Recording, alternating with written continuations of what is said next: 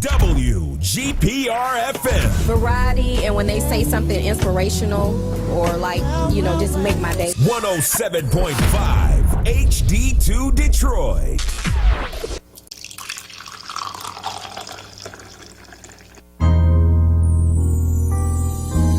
It's that time, y'all. Black coffee, no sugar, no cream. Yeah, it's straight talk with Valerie. Come on. Black coffee, no sugar, no cream. Yeah, it's straight talk with Valerie. Come on.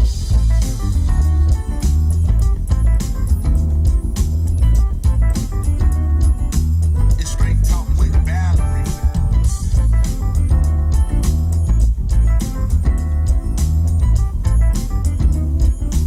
It's straight talk with Valerie. Come on. Black coffee, no sugar, no cream. It's straight talk with Valerie. Come on. Black coffee, no sugar, no cream. It's straight talk with Valerie. Come on.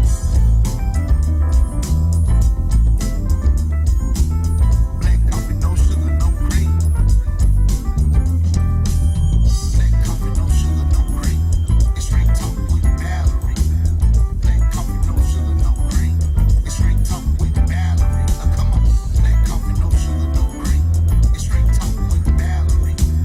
Black coffee, no sugar, no cream. It's straight talk with Valerie. Come on.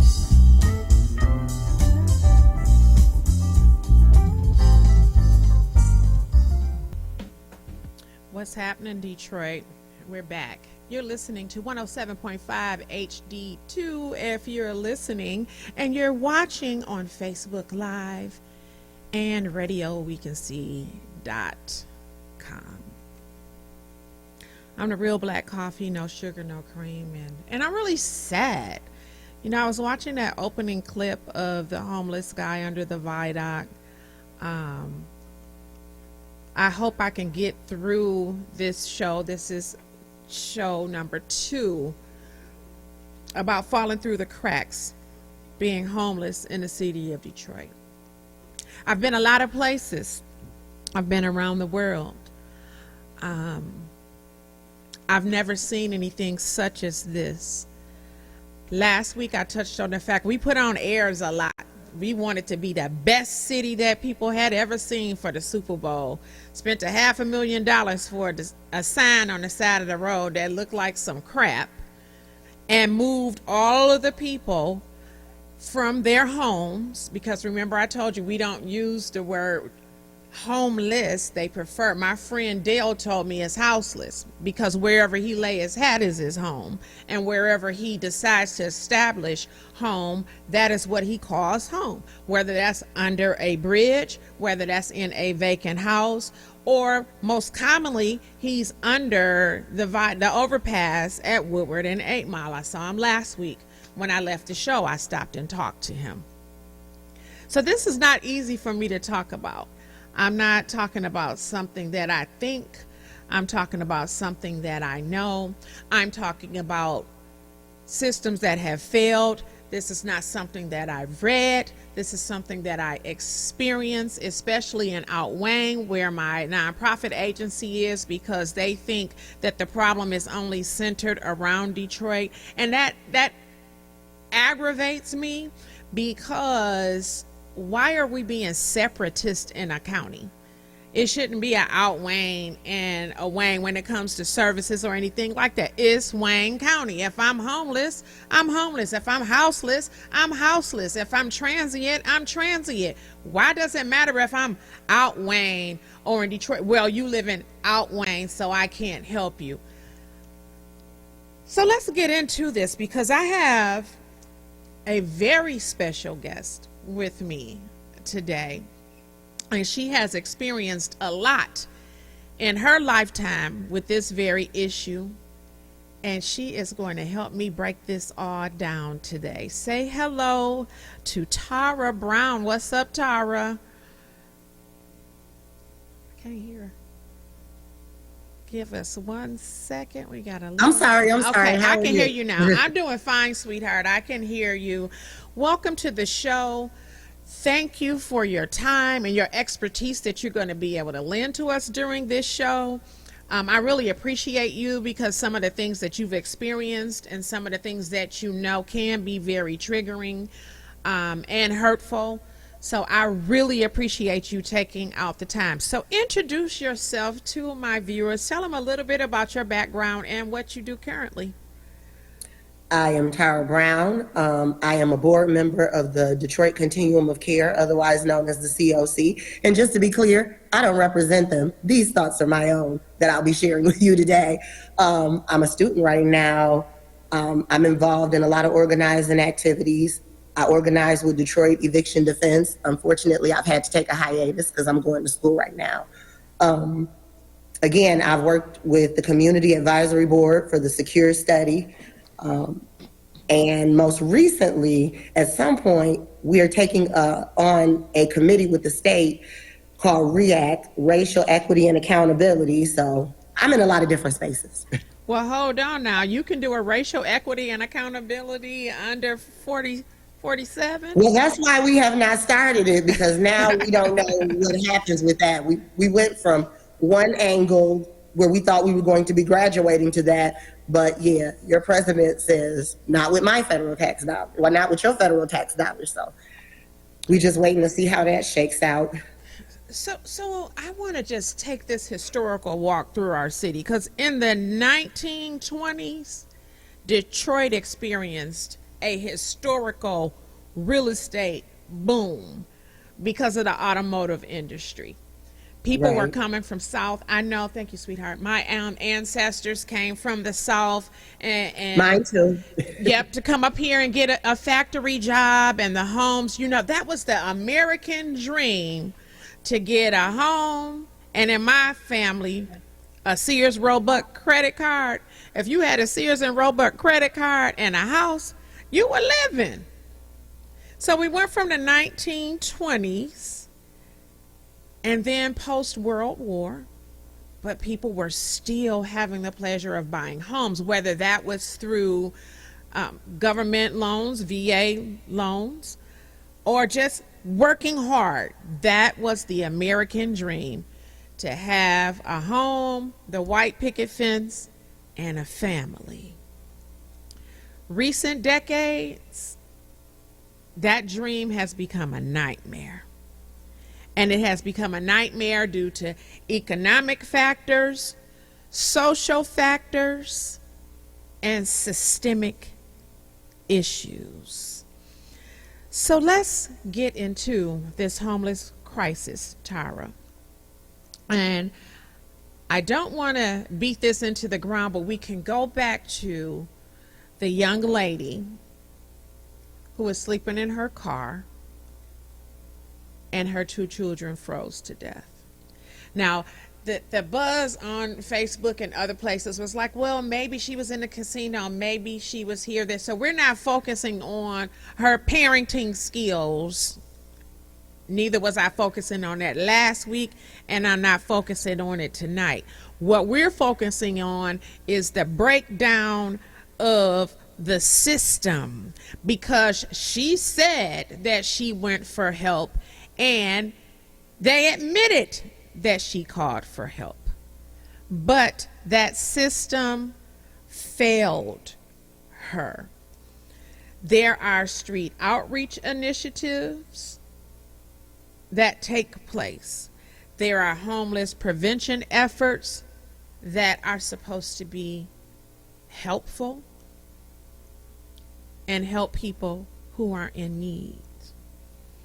There are supposed to be coordination efforts, case management efforts, and you go down the list of things that if you log onto a website, you're going to read about. If you ask the right agency personnel the question, they're going to tell you about it. But when it breaks down to it, it's not all of that. So Tara, let's just dig into it, because the challenges of the system is what failed this young lady. She did everything right. She went in front of city council even to plead her case. So let's just talk about what should have happened. Tara, explain what should have happened from the time that she reached out for help, whether that was a phone call or she did it in person. Walk us through that. What should have happened is, when she called CAM, they would have routed her to a shelter, and then from there, she would have entered into the shelter system, gotten the HMIS number and all of that. Now, there's a rumor going around that she did those things and that she went to 2 shelters. One had no beds, and the other one was not letting her enter because she supposedly had too many kids. So there's a process. Unfortunately, a lot of times, those of us that organize outside of the COC are hearing people say, I called Cam, nobody answered. I called Cam, nobody followed up. I called Cam, it wasn't helpful, there were no shelter beds. Now, what irks me is the fact that there's funding. Funding comes down from HUD. And when it's time to be distributed, the bulk of the money goes to the same, it seems like the bulk of the money goes to the same 3 shelters. And it's like shelters like Mariners Inn and the smaller ones, they're kind of just on the back burner.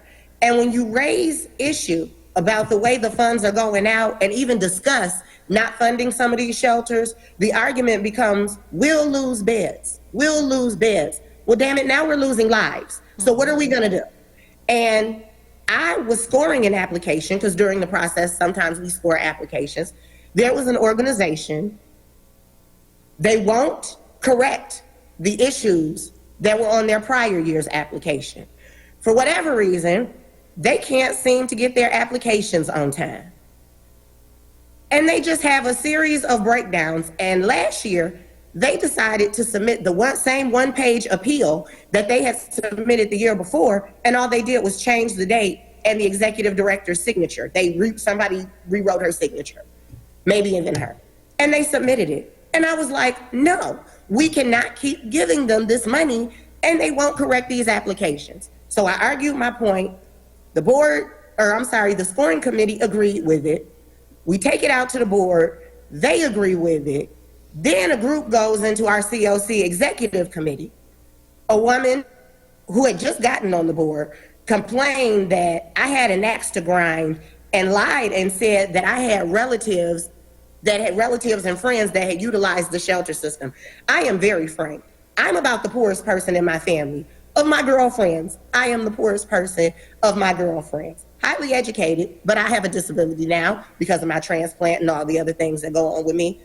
But again, it's always some bullshit trying to protect these shelters, and nobody protects the people that are supposed to be using them. And I want to be clear, social workers, the staff, they are hardworking. They are doing what they're supposed to do. They arguing the cases for these homeless people. But at the end of the day, you have executives that make these decisions. And one thing I pointed out on that application that I advocated to be denied, the top 4 executives make damn near $300,000 working at a nonprofit. You make more than the mayor of the biggest city in Michigan, Mike Duggan. You make more than the governor with fringe benefits and your salary. You make more than the governor of the state of Michigan. And you mean to tell me with all of these people, and I'm gonna take it further, you make more than most of the executive staff that was under the president at the time.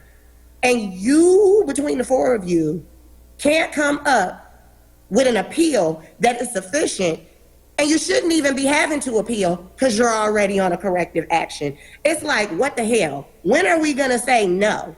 And last year, I went to the National Alliance to End Homelessness conference in DC. We're having this discussion with people from all over the world. All over the world, because there were some people there from foreign countries, actually. So I posed the question, because we're listening to people talk about successful COCs, successful organizations.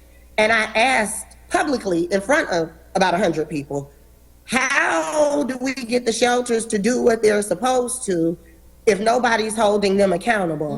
And a man raised his hand, and he was an executive at a nonprofit, and said, you hold them accountable and you take the money. When you take the money from them, they quickly learn how to get right. We won't take the money from them. And not only will we not take the money from them, we will create all these small groups of uneducated people whose sole purpose is to come to COC and come into meetings and tell us about being homeless, and then they get stipends for their work. But then when you ask what's the work, not all of them, but a lot of them, you can't point to any work that they're doing, just coming to meetings and complaining. You're not adding input as to how to make the system better, because now you're worried about making somebody mad and your stipend being affected. It's wild. Wow. So is the COC a volunteer organization?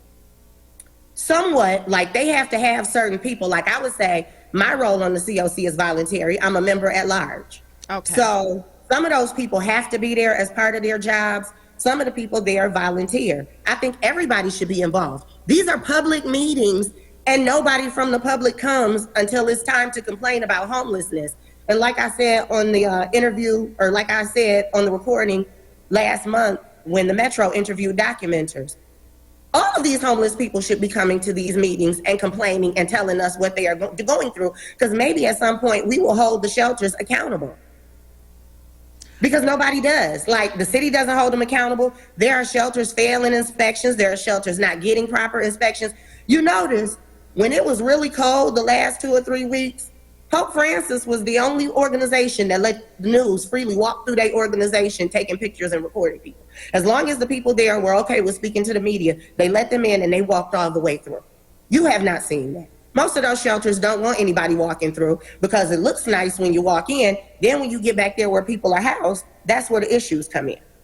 You know, and I've heard when it comes to housing women with children, I heard it's extremely dangerous, and that a woman with a child would not even want to be in a situation like that because it's very, very dangerous.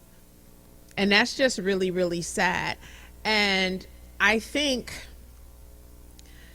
there are some systemic issues and some lack of coordination, because to say that they're beds, and one of my team members called when it was reported on the news, when Mayor Duggan said, I find it interesting because there were beds right down the street, you know, but my team member called and there weren't any beds. And you can call on any given day and you will be told there aren't any beds. Or you can call certain agencies and they'll say, we don't have any more money. We don't have hotel vouchers. The case managers, here's a list.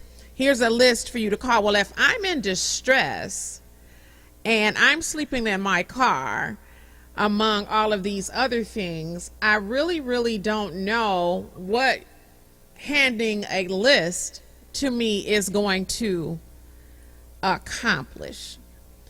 And nothing, because think about it. If you're a single mom and somebody hands you a list and there's a list, let's just say of 12 shelters, and you call them first 3 or 4, somebody during one of those calls is going to say, well, most of the shelters are all booked up. Yeah, sorry, call the next one. After a while, you're going to get fed up and just be like, there's nothing out here. Mm-hmm. And we've had that happen. And then they'll call us back because we do problem ID and referral services at the agency, and they'll call. And, you know, another thing that we touched on last week, you got to say the right thing. You have to say the right thing. Certain words you need to say, because if you say the wrong word, then you don't qualify. Right. And it's like, okay, so you want people to lie? I mean, I'm telling you the truth. So if I say that I had money for hotel funds last night, and I didn't sleep in an abandoned house or on the street or whatever, you're going to say to me, well, I don't qualify? I'm still houseless, regardless if I hustled up on enough money for a room or anything like that. I don't have a permanent place to call home. Exactly. And then that's the other part, the discussion about hoteling. The amount of money that was wasted putting people up in 1-bedroom hotels when you could have said, you know, one woman told me for the 6 months that she was at the hotel, it was $30,000. For what it took to house her, somebody at the city could have said, we're going to use a land bank house, put $30,000 in it and just give her 4 walls, stove, fridge is on your own, pay for your electricity, and here you are. And that still would have been better than wasting $30,000 or $40,000 housing somebody for 6 months in a hotel. You could have said, listen, we're going to take this $30,000 and try to give you maybe 24 months in an apartment. and we'll put it towards that, and then you go ahead and get on your feet, and then after that 24 months with case management, you're on your own. Again, there has to be a better solution than just opening the window and throwing the money out. Well, And these are the same complaints. Go ahead, honey. Go ahead. These are the same complaints. Literally the same complaints people had in 2025 are the same complaints they had in 2015. I follow Joanna Underwood, and she has Detroit Black Women's Council. She's very smart, very sharp sister.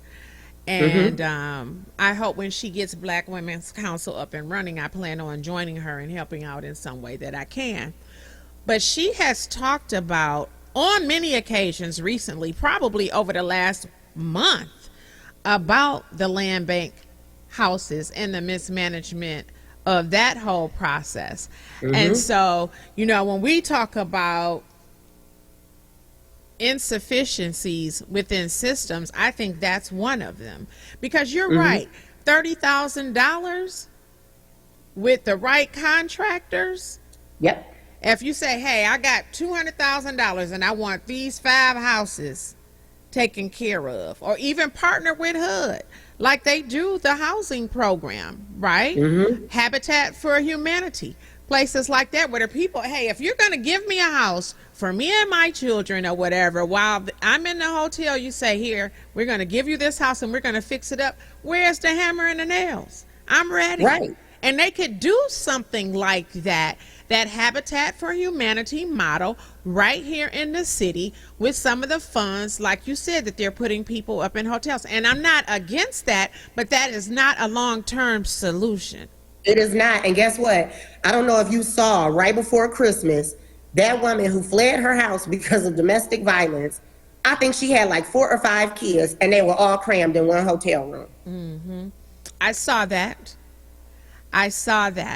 And so it's definitely an issue and an impact, especially on the children. Of course. The children. And, on last week's episode, it was a little boy who was saying, I can't do my homework in the shelter. It's not quiet. Yeah. It's a lot of impact on the children. And just because a child appears to be resilient and coping, it's a lot going on, and for that mother. So now you have all of these mental health services that are required and a bunch of other things that's needed in addition to the housing, what they're going through. That's very traumatic, to go from having everything that you need to nothing but your And car. I think it's especially traumatizing on the kids because you'll always have that panic of instability. Now, I came from working class parents. My father had a good job. Grandfather had plenty of money. Mom had a great job. So that's kind of all I knew. So when I moved to Detroit 25 years ago, it was like, and then especially after I started managing housing projects, and you start to discover that everybody didn't grow up like you and your friends where you in the community that you came from. Like where I lived, a break-in could make the front page. We had 1 murder a year, and it was always somebody being murdered by somebody they knew. And it was like an automotive town. If your mom didn't work for the district, your mom and dad didn't work for the district, they worked at the plant, they worked at the state, and that's it. But like here, it's wild to talk to, especially men that talk about their mother's housing instability. Like I dated a man for a while, and his mother had suffered housing stability. And I think it's very traumatizing because sometimes kids take that inward and they become shy because they're always worried if they're being judged or not. Sometimes it makes them push harder because not everybody that suffered housing instability and abject poverty, has those problems, but there are a lot of people that do. And just imagine what is going to happen to the kids that were left behind after the other kids died. Like you will always remember, there are some memories, you remember them like they happened yesterday. You will always remember the day that your niece and your nephew or your sibling died. You remember what the officers looked like. You remember that is with you, no matter how young, how old you are. What's etched in my mind was all of those little kids being pallbearers. Oh yeah, that was terrible. I'm like, oh. Just breaks your heart. Yes. It And they're going to does. remember that. Yeah, They're going to remember when their mom told them that their teammate died and how he died. It is 2025. I don't care if the kids died of carbon monoxide. I don't care if they died of freezing to death. It really doesn't matter. They died inside a vehicle they were living in when they should have been living in a stable place. You know, when we talk about these housing first models and rapid rehousing, what do you know about that? And tell my listeners a little bit about those programs. Well, like rapid rehousing is just what it sounds like. Rapid rehousing. You get rehoused, and some of them pay your rent, and some of them don't. I think more of the private ones don't pay. But I'm more in tune, I'm not gonna lie, with the permanent supportive housing.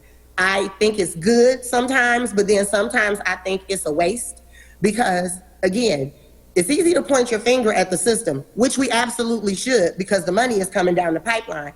But the other part of it, it shouldn't be just accountability for the shelter and the system. It needs to be accountability for the people that are being placed. What are you suggesting that they do? You don't just take somebody out the shelter and drop them in permanent supportive housing where part of their rent is being paid and you have no expectation of them working or anything like that. Now I'm just sitting here with discount rent. No, people need to be actively working because anything is possible. If the building catches on fire, you are out of there. And there may be a place to put you and there may not be a place to put you. This system of housing and homelessness needs an overhaul. And it's not just, let's stick somebody over here until we can't afford to pay their rent no more, or let's stick somebody over here in permanent supportive housing and pay their rent and blah, blah, blah, blah. Like, something has to change. Do you feel, what does lack of coordination have to do with this process? Can you expand on that? Because I feel like the way the system is set up to work may be okay. It's the lack of coordinating and doing the things that they're supposed to do. So what's your thought about that? I agree, and it's accountability. Here's the thing. If HUD sits down rules and the shelter chooses not to follow them, because it is a choice, then stop giving them money. And then the other decisions that are made, like Charlie LaDuff pointed out in his article, why do we have an uneducated serial child rapist as the chair of the CAM, the Coordinated Assessment Model? Why is that? And I'm like, tell me, what part of the game is this? Is he just here to be a patsy and point the finger at when things break down? Like, how do we rationalize that? And it's like the COC and the CAM and the system does really stupid shit, and we're not supposed to complain about it or say anything about it. Well, I have a participant waiting right now for CAM to return their phone call. They said they qualified. They said that they were going to do the down payment and pay 3 months of rent for them to be somewhere once they found the house. And so she went through that process, found the landlord, but can't get a return call. And the landlord is pretty much like, hey, I got other people waiting for this property, so I'm not going to wait all day for you to get your stuff together. Yep. So at this point, you know, what is she supposed to do? So to me, that's a lack of coordination. Yep. And with today's technology, AI, computers, text messaging, and all of this stuff, it shouldn't be that hard to explain your process and then either put someone in a queue. It could be a queue to say, hey, you talk to this person on this day. So you go in and you type it in. And if you don't respond or flag that on to the next step within a certain amount of time, that should flag you to say, hey, you need to follow up for this person. How do we know that doesn't exist?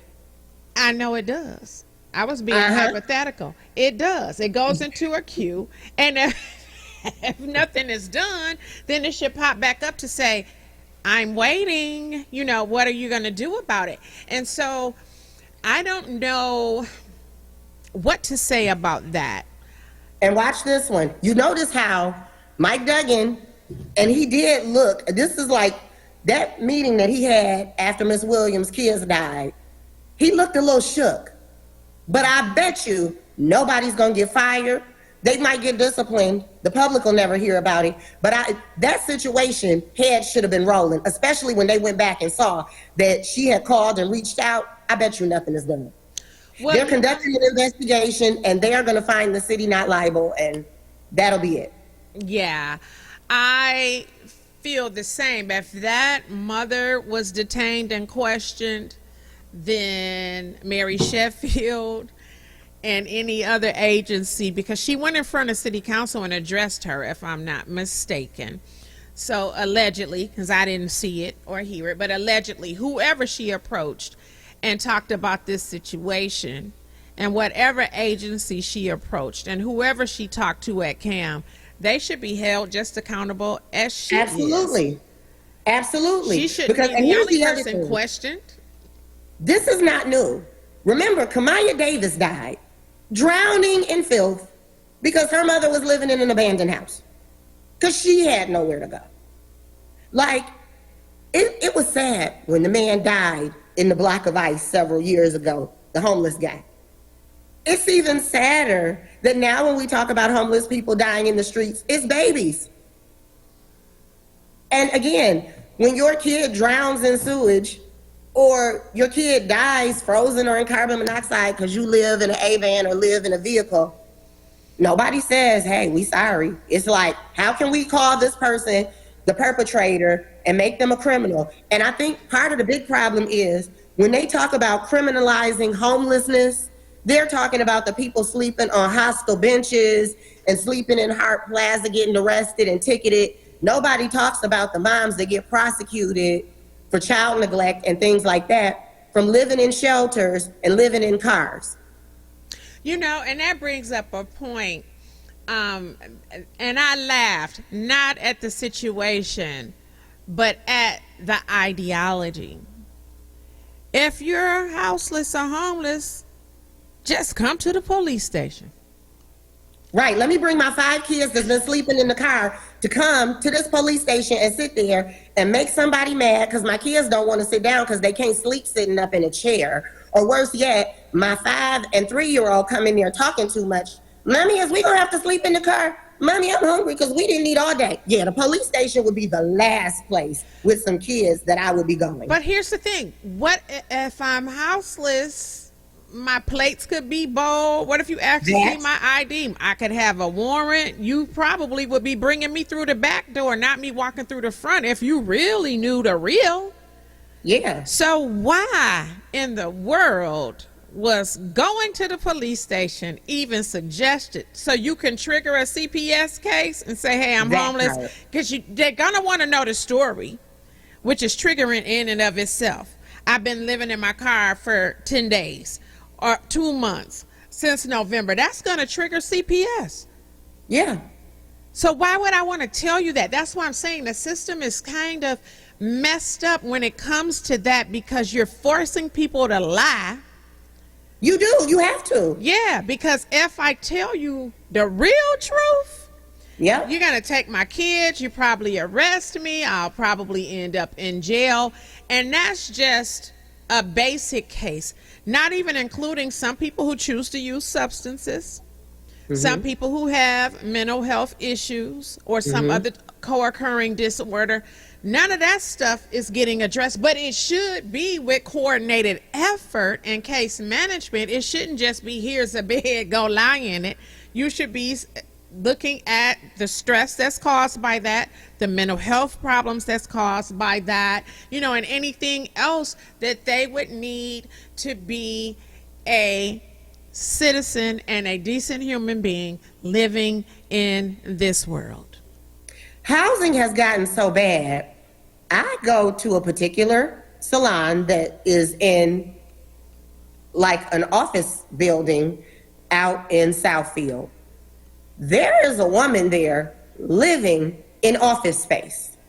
And it's like, that is what we've come to. And I'm guessing part of it is because Planet Fitness is down the street and she can get a shower. It appears she goes to work, but it's like, that's terrible when office space is cheaper than an apartment. Not to mention, office space is gonna be a little more laxed about my credit history and my housing history because now they're so desperate to rent out space. Then you have people who are like, I remember I took over a building one time. There was a woman with 3 kids living in a studio apartment. As a matter of fact, there were 2. One had 3 kids and one had 5, and they were living in a studio apartment in a building that I was working at. And it's like, Wow. people have to make sacrifices. I wouldn't want to live in a studio with 5 kids, but I have lived in a studio with 1. And fortunately, it had a walk-in closet that I decorated and put a TV in like a bedroom. And I remember me, my son, and his father were living there. And after we got jobs and everything was good for us, because I mean, it's pretty good now. I was sitting on the couch and I said, remember when we were so broke and poor that we had to live in that studio and Larry slept in the closet in a toddler bed? And my son piped up and was like, first of all, we were never poor and I never slept in a closet. And it was like, yeah, because you didn't know. Like, yeah, the closet was off the living room and it looked like a bedroom, but it was not. It's So, like, yeah. okay, good job, Mom, because I'm glad that you were creative so that he didn't have to live that trauma. You know, Because as an adult. I had got sick and I could not work. His dad had a job, but it was not like a job that was going to afford us, because that was like right around the first time the rent started to shift before the pandemic. And this was back in like 2010, 2011. I got sick initially and it was like, oh, we're going to have to downsize because this rent is outrageous now that I'm sick. So we lived there for like a year and a half, and then they moved into another space and I moved into another space. Wow. And we have Ashley on a live. And hey, Ashley, she said, what about when the police is the domestic abuser? And there are some cases of that too. You Yep. know, women that are married to people who are in law enforcement. And so they know that all of that is going to be swept under the rug. So they don't even report it. You know? Not to mention, the police can find out what shelter you're at. No. And in addition to that, you know, people are judged for having survival sex, you know, Yep. as well. And it's a real thing, and landlords do it. Oh, yeah, and they especially do it to undocumented women. Because who you going to tell? And they definitely try it with Black women. It's like Whitney Burney, Detroit Eviction Defense, and Moratorium Now and Detroit Will Breathe organized with a woman back in, I believe it was 2022. Her landlord was a sex offender. She didn't know it. He allowed her and her children to move into his house. She's thinking he's being nice. You know, she's paying him rent, got the utilities on, everything is legit. When he couldn't sleep with her and started stalking her and she was not interested, he illegally evicted her. He called the police, told them she was a squatter. They came and threw her out. And then he smashed all of her belongings, and her neighbors reported it on Facebook. And yeah, she ended up suing the city, but it's like, why should she have to go through that? And during the course of looking into her case, I found out that he had another house in Brightmoor where he had done the same thing to a woman. She actually went and made a police report and said that he was stalking and harassing her. Wow. So yeah, it's rough out here. It is. It is. And rent is so high, but I kind of attribute that to COVID, because when they actually didn't have the authority to evict people during that process, Yep. then when COVID was over, they tripled the rent. You know, I had someone who was living in a modular home park, and their rent was $800 a month, but then that renewal came around and now it's like Yep. $1,600 a month. Where in the world is someone going to get that money from in that short amount of time? So now I can't even afford to live in a place that I've been living in for several years. Yeah. And here's the other part of that. Some of these landlords were giving COVID money with no restrictions. Somebody should have said, okay, if we give you this back rent, you can't raise this rent on this tenant if they decide to stay for the next 2 or 3 years. What happened was a lot of those landlords got that COVID money. No sooner than they've been made whole, now the rent is going up $200. Sad. Very, Or worse, very the sad. ones that leaned on their tenants and were like, if you don't say that you owe me $800 so I can get this COVID money, I'm going to put you out. There are people who have been homeless since the pandemic. Like they've experienced housing instability since the pandemic. You know, the family structure is broken down to a degree too. I remember my grandmother, my aunt, and my uncle living with us, sleeping in my room. I had a twin bed. My mom put like a pop-up bed in there or whatever to allow them to be in that space until they could get on their own or find somewhere to live.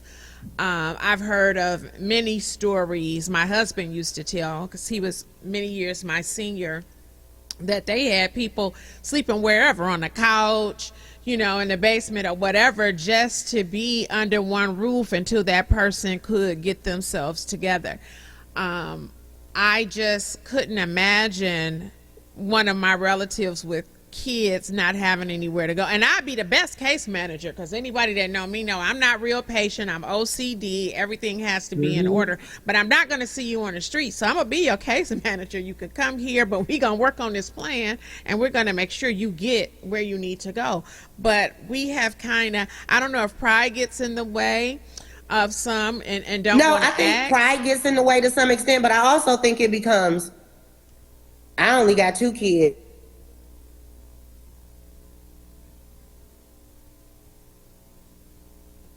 So I think we have a little bit of technical difficulty. We got some freezing going on. Some more. Take us to a musical break. I think sometimes your relatives get fed up with you and they just let you go. Okay, sweetie, you froze for a minute there, so start over. I Oh, I'm did hear sorry. you say I only have 2 kids, and so the other person may have way too many. Could you repeat that? Yeah, like people are like that, and your relatives especially. I only got 2 kids. My kids don't wet the bed. My kids don't touch this. My kids don't go in my refrigerator. Stuff like that. Yeah. So, and you know, people get tired of their own kids. Now here you come with a bunch. And then everybody came down on Miss Williams' cousin, because they're like, she right over in the King homes. Why she didn't let her stay with her? The King homes is project-based Section 8. If that woman had to move, turn her mama and them kids in, the next story we'd be hearing is now she's homeless. Yes, they And better put her out. Part of me thinks that maybe she was at that casino because you can't be at your cousin's house. So now you're at the casino, because another thing people do, oh, her people out there sleeping in front of the building in the parking space. Her people out there sleeping on the street inside, you know, on the street beside the parking building. Now they over there living there and they be sleeping in the car, like little stuff like that. So I'm wondering if maybe she was at that casino, because when I wake my kids up in the morning, I can take them over there to get a shower and get bathed, get them to where they need to be. And that's a place for me to hang out all day. But obviously when they get out of school and it's time to get them ready for bed and stuff, I have to go back to my car. Yeah. And I'm not saying that's what happened, but that is a possibility, because everybody's like, why is she at the casino? And I'm just like, I don't know, but her cousin didn't live too far from there. That might have been the situation. Well, to me, it's open 24/7. Yeah. You know, so people are moving around and about. So it was a safety thing. Like, that's better than being out in a parking lot in front of someone's house, or, you know, on the side of the road or something like that. You know that someone's coming in and out of there all night long. And so maybe it was a safety thing. You know, we don't know why she chose that. The real issue is she should have never had to make that choice. That's right. That's right. And I think people get so lost in the sauce of, why was she there? What kind of parent? You don't know what you will do or have to do when you lose your housing. Because what people don't seem to understand, especially the ones that make the rules and have the money, if you don't have housing, literally everything in your life is a mess. Your housing is unstable and everything becomes a mess. Let's just say you're living in your car. Now I'm using twice as much gas because I have to keep it, you know, I'm using twice as much gas because I have to keep it warm. I'm using more coolant. I'm using more of this. I'm having to move around to be inconspicuous. Like, there is levels to this nonsense. So again, it's not just as simple as live in your car or go here, go there. I met a woman organizing with DED that had a little baby. I think her daughter was either 4 or 6 months, and they were sleeping in a park. Her and her other 2 kids were sleeping in a park. Like, no nonsense, like really sleeping in the park. And if you look back on, I think it was in 2022, the city council meetings, she's at the city council meeting telling them, I don't have a place to go. She is crying. She's trying to hold back because her little kids are standing there with her. And when they got quiet, because she was stumbling through her words because she's crying, her 2-year-old or 3-year-old daughter looks at her and says, Mommy, are you crying? Why are you crying? And everybody is gasping because they are homeless. You know, and it's like, how many times are people gonna bring homeless people to city council? Like, literally, you can look out the window of the city council building in the morning and see people sleeping on the bench by the flag. Like, if you're high enough, you can look out and see the people moving around in Hart Plaza. Like, homelessness is not a secret here. It's a matter of doing something about it. I agree. Well, you've been listening to 107.5 HD2. Perhaps you're watching us on Facebook Live or RadioWeCanSee.com. This is the Real Black Coffee, no sugar, no cream. We're going to take a quick musical break, and we will be back with more of Tara Brown talking about falling through the cracks, forgotten faces, homelessness in Detroit.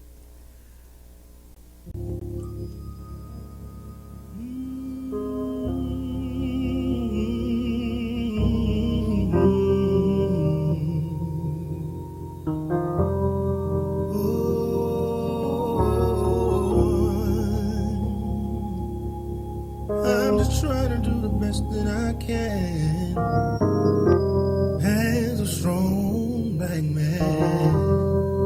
Yeah. Here I stand as a strong black man, having done all I can to please my fellow man. I don't understand why that knife is in your hand. After doing all I can as a strong black man, I'm gonna take my stand as a black man. I will do the best that I can as a black man. I stand on my own as a black man. I'm gonna sing my song. Oh, this is me. So hear my plea. I'm a young black man, down on my knees. I say this world is wrong, and we don't have too long. I'm gonna take this stand as a strong black man. I feel the rain falling down on me. So we are back.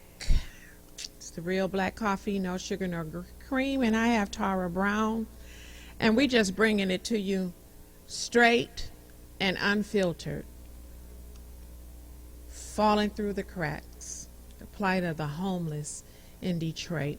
So Tara, I don't know if you heard of the young man, and I can't recall his name, but he had a campaign saying the hood is closed to gentrifiers.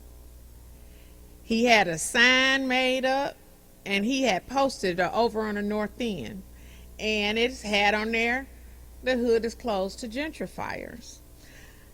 I think Detroit, we had a homeless or houseless problem prior to what some will call revitalization of the city and others will call gentrification of the city.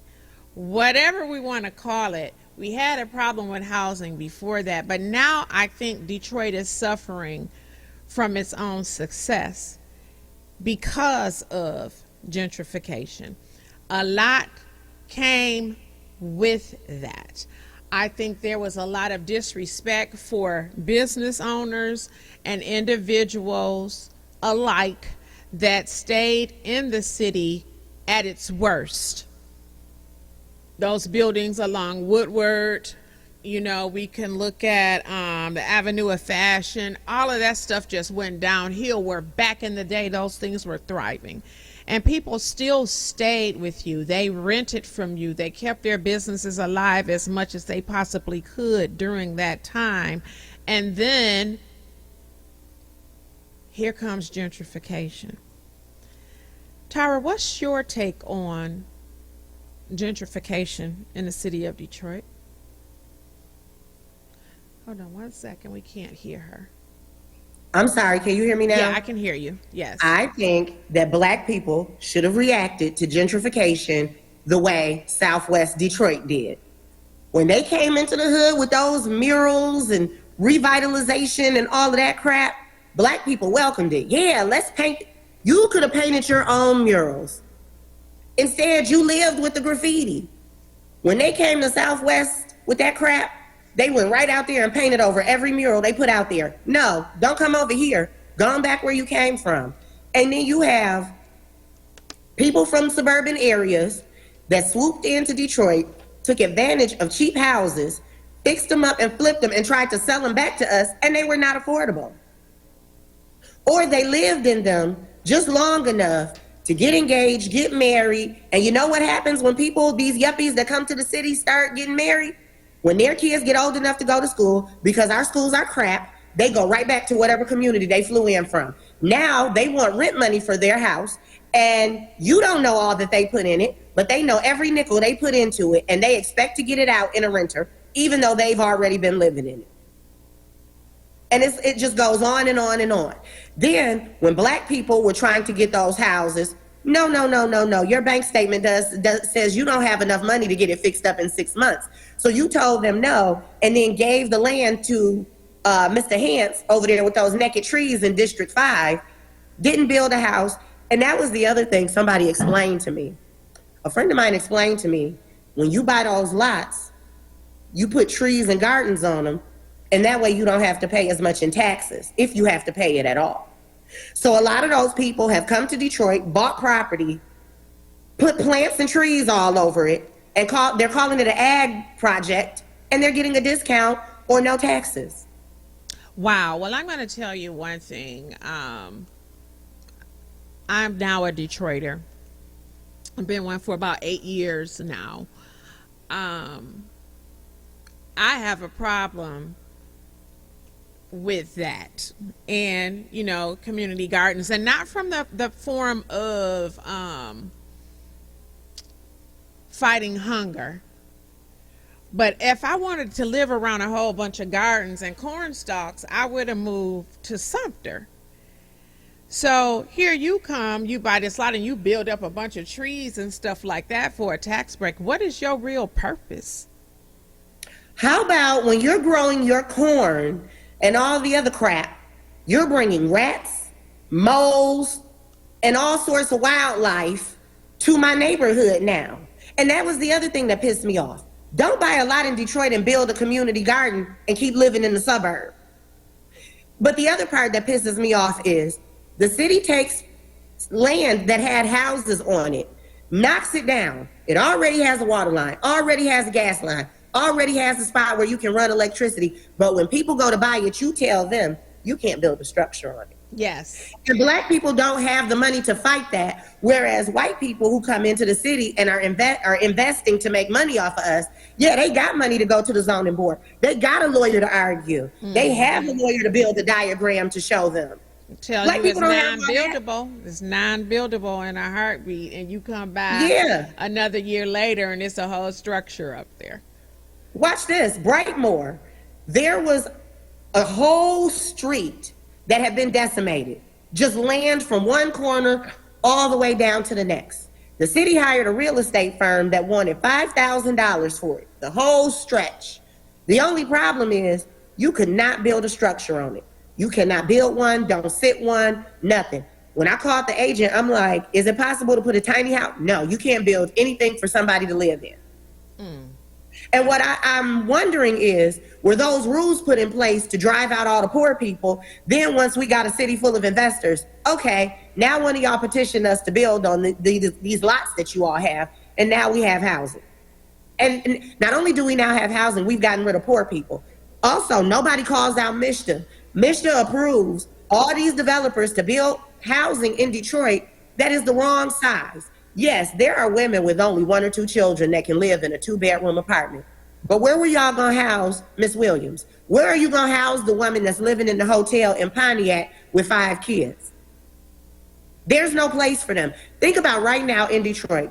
Where do you know that there's a low-income building where people are readily able to move in that has 4 or 5 units? I can't think of many. And then Villages of Parkside been sitting over there with boards on the doors for years, and now they've just decided they're gonna do something about it. It's like, come on. Are you waiting out the poor people? Because it should be obvious now if people are living in their cars in Detroit, they ain't leaving. And you know, my thing is, when you push them out, where did you think they were going to go? And which suburb is welcoming to poor black people from Detroit? None. Yeah, so where did you think they were going to go? So where did you think they were going to go? So now everyone's raising a brow to the number of houseless people we have and what's going on. Where did you think they were going to go? Yeah, and then that's the other thing. Landlords are allowed to run roughshod all over the city of Detroit. You would not believe how many people are houseless because a third party that wasn't even supposed to be able to evict them, evicted them. How about this? The real estate law in Michigan, which blows my mind, somehow 36th District Court, real estate is considered property management. It all falls under the cluster. Property management falls under real estate. It's all under the cluster. So if you know landlord tenant law, wouldn't it be smart to know Michigan real estate law? You have people coming in there that have decided, I'm a property manager now. You don't know fair housing. You don't know how to manage an apartment. All you know how to do is harass people and collect money. And you don't halfway know how to do that. They will tell somebody that they're going to be their property manager. The manager, the owner is paying them. They don't have a real estate broker's license and they trying to evict tenants. No ma'am, no ham. You have to have insurance and you have to have a real estate broker's license. Unless you work for a licensed real estate broker, like a property management company, like Continental or somebody who manages housing projects. You can't just up and decide you want to be a property manager. And even after pointing that out to some judges, even after tenants pointing it out, even after DED pointing it out, they will still allow these landlords to come in and evict them. Now say I rent a house from you and I go in there and I know that you own this house. But if I say, Vanessa doesn't own the house, the judge will say, do you have a deed? No, but I own the house. The judge will say, well, I'm gonna adjourn this so you can go get a deed. Meanwhile, the judge can easily go to land records for Wayne County right there at the desk and look it up. They choose not to. Wow. I just feel like community engagement is more than just these listening tours that they have, because basically, you know, the politicians and stuff come around and they not listening to the people. They want the people to listen to them and they make it look good. But we need more community engagement on these boards. It needs to be my philosophy at my agency is nothing for them without them. If I haven't been in it, I can't advise it. I'm not going to ask someone that's my worst critic for advice or to help me, but that seems to be how the system is set up. These people don't have much, and I won't say all of them, but from what I see and experience, and it's not the workers, like you said, the social workers and the other people, the case managers, they're working their ass off, and they're they're not working being real paid hard. properly. And it's the people who make the decisions above them. I've had some really, really good, compassionate people who would say, I understand where you're coming from, but it's nothing I can do. Or even if they don't say that, you can read their body language when you're talking. And you can see the head nod and stuff like that in agreement with what you're saying. But it's nothing that they can do about it. So I believe the philosophy of nothing for them without them needs to stand as far as all of the decision-making platforms are made. These listening tours is not for you to just go around and pretend as if you're listening. No, you really need to hear the cries of the people. And as you and I were talking last night, let's not wait for them to come around. Go to their meetings and stand. They would get tired of looking at me Okay. Because I would just have to come every time, and I'm bringing all my kids. They would probably make a rule to say, no kids allowed at this, because they can cry, run around. They're going to see my kids. They're going to see me, and I'm going to have to plead my case. But I think we're making too many decisions without people who have lived experience at the table. Well, here's the problem. We have people with lived experience at the table, but how much talking, listen, how much critiquing of the agency that's giving me a stipend am I going to do? Not much. Exactly. And nobody seems, see, that's what I love about being on the COC. I don't get a stipend. I don't work for an agency. I speak freely. And more people need to come to these meetings. Now, granted, they don't make it, like, they don't make an effort to advertise it. They send out an email to people on their listserv, and if you know, you know. If you don't, you don't. Somebody needs to make a flyer and go out to these shelters and be like, here. Just like the next meeting we have will probably be in person, to stop the public from coming in and chewing our asses up about the way we operate. They don't want to hear nobody coming in critiquing the COC, critiquing the CAM, critiquing the city, and that's the other thing. All those players are sitting right on the board. Why are we sitting next to somebody and letting them make a whole hell of a lot of decisions, and the bottom of their email says Mike Duggan? You need to be watching what we do, because part of that is, again, the steering of Mike Duggan's agenda.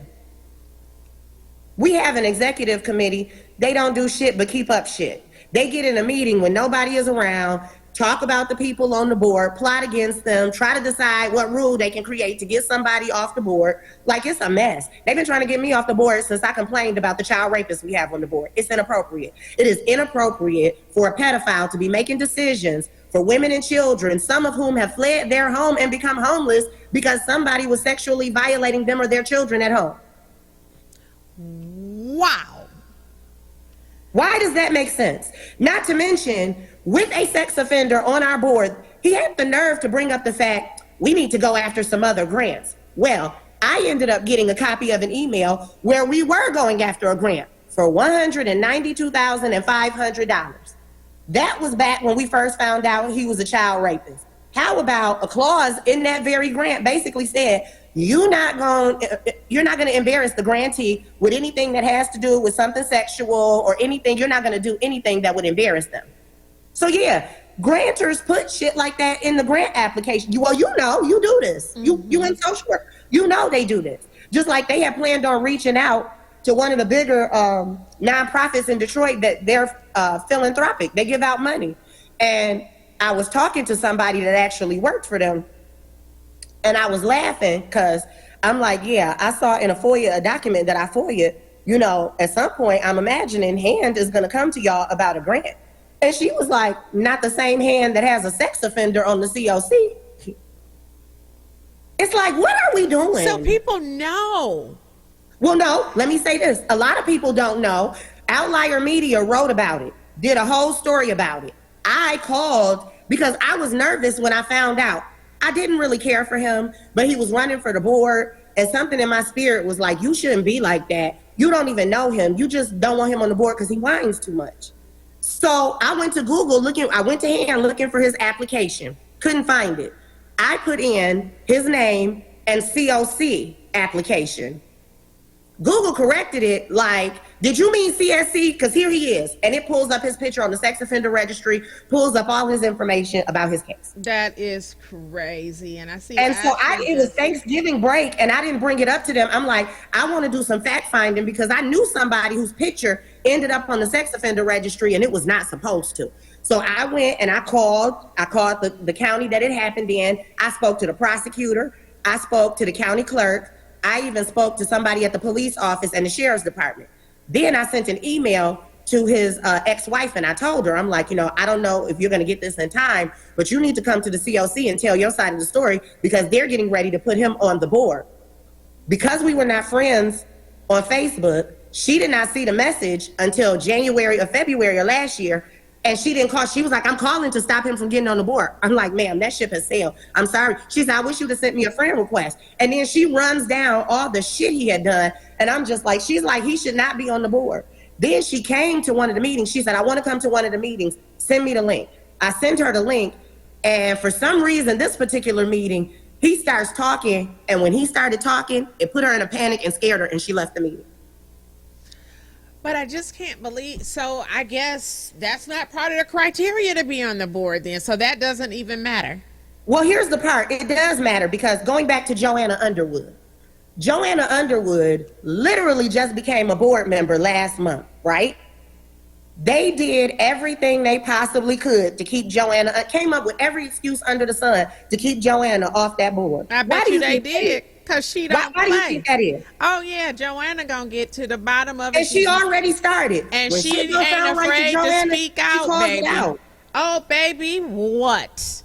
I salute and respect Joanna Underwood, and she's gonna say what it is. Mm-hmm. So that's good, because I don't even know what to say, and I'm a talker.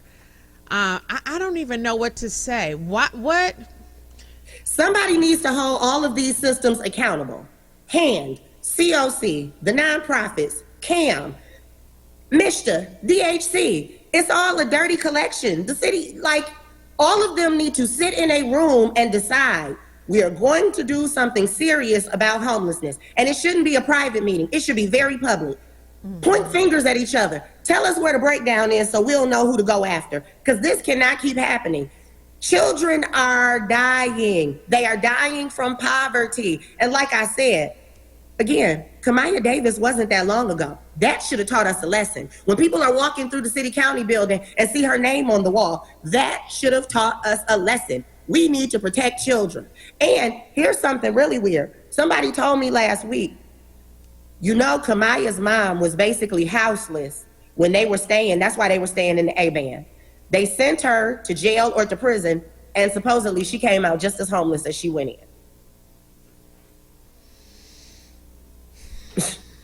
And here's another fun fact.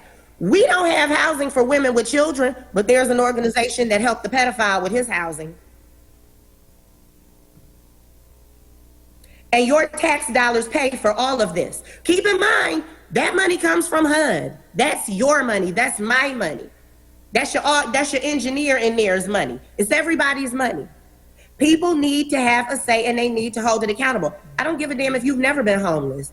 I don't care if you and your kids have a house now. You should be coming to the COC meeting. You should be coming to the MISTA meeting. You should be coming to those housing planning and redevelopment and revitalization meetings. And you should be listening, because that's your money.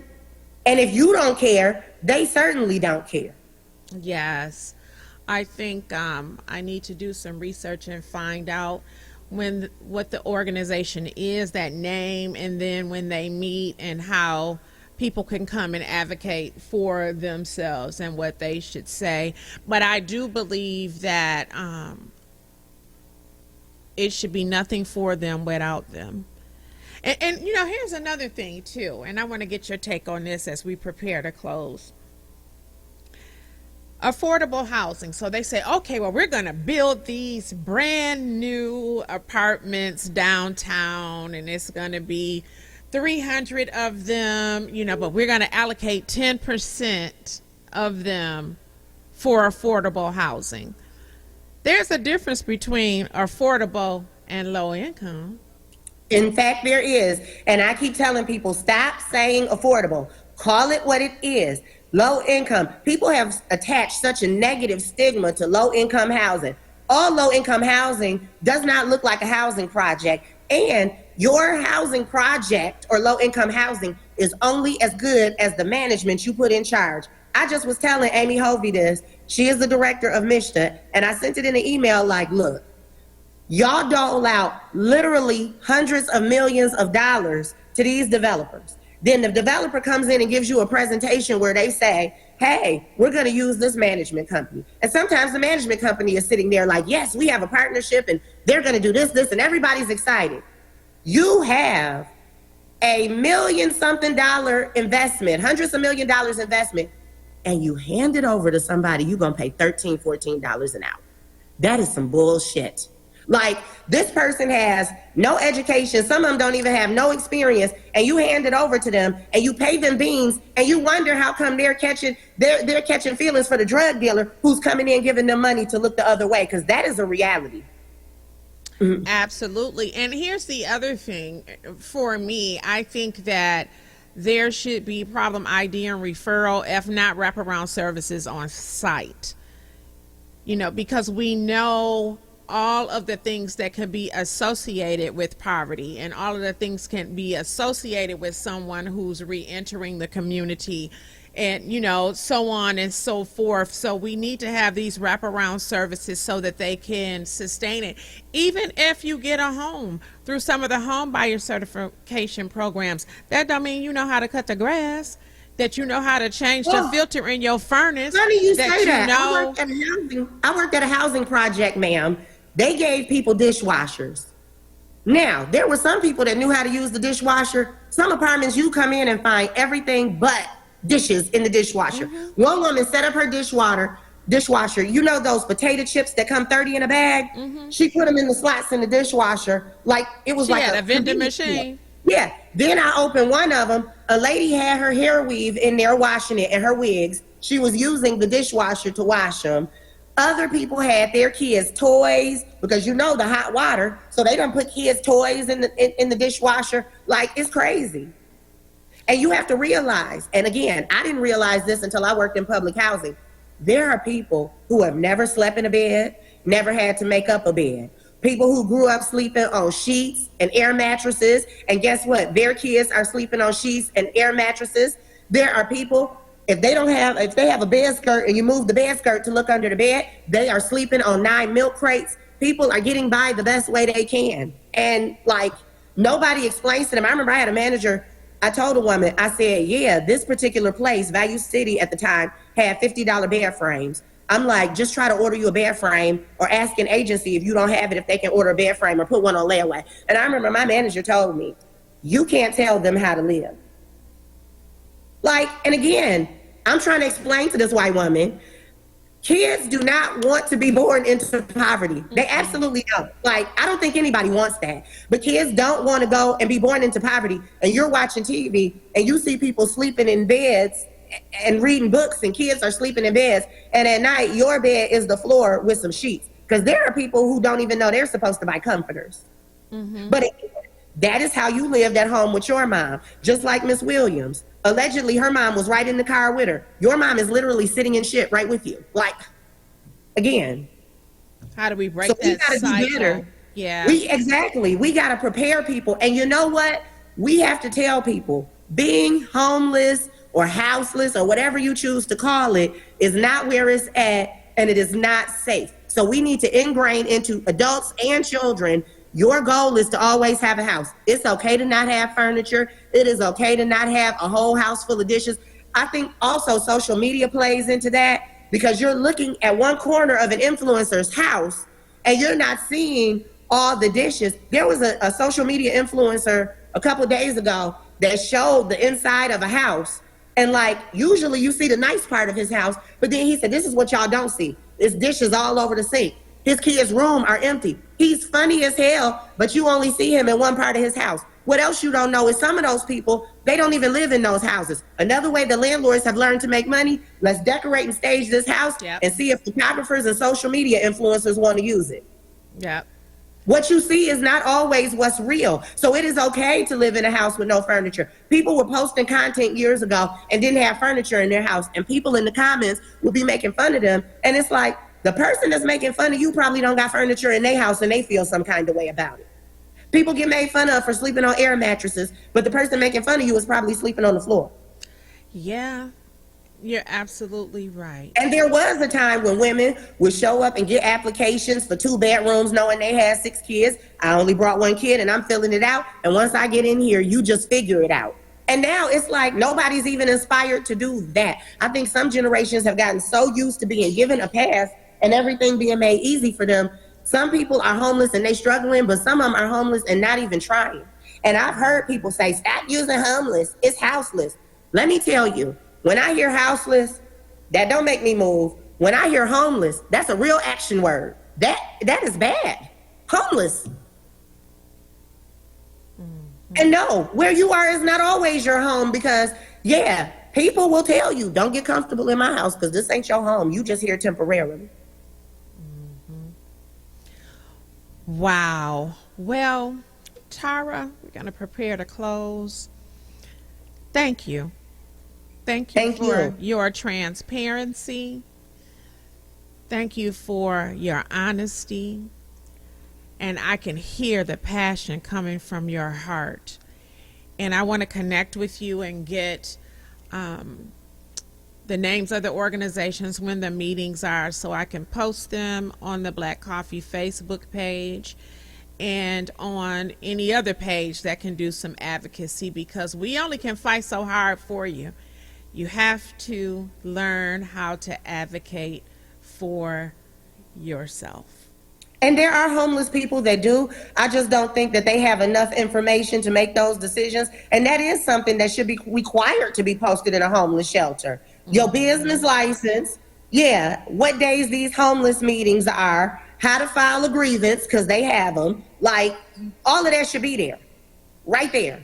When is the next meeting? Because I'm going to go in there and tell them how I feel. I agree, because the way that they audit my agency, honey, and look, I'm surprised they don't ask me how many times I floss my teeth. So, And that's what pisses me off. The big ones that are spending, nobody bothers them. The little ones in the struggle, Operation Get Down is gone. How did we let that go? There were men re-entering society with jobs. Their only place to live was at Operation Get Down. They were doing the work and didn't have enough funding to keep doing the work. I wonder why. wow. Well, Tara, thank you. Thank you so much for being here this evening. The platform is open for you to come back again if you choose to, and we can have another conversation. These are very hard conversations, but somebody has to talk about it. And I am that somebody. And Charlie LaDuff, because Charlie LaDuff's yes. been talking about it. But, I would love to have you back. We need to explore some solutions and to see what's going on. So it's going to be interesting how all of this plays out over the next few weeks since this incident has occurred. I'm going to tell you, if they decide to charge her, it'll be on to the next step. It'll be just business as usual, because then it becomes her fault, not the system's. Yeah. Again, hashtag Kamaya Davis. And I feel like that's what's going to happen. So I'm going to keep my finger on the pulse of that and see what happens. It's just very sad. But thank you. Thank you so much for being here this evening. You have a wonderful evening. You do the same. Thank you. Thank you.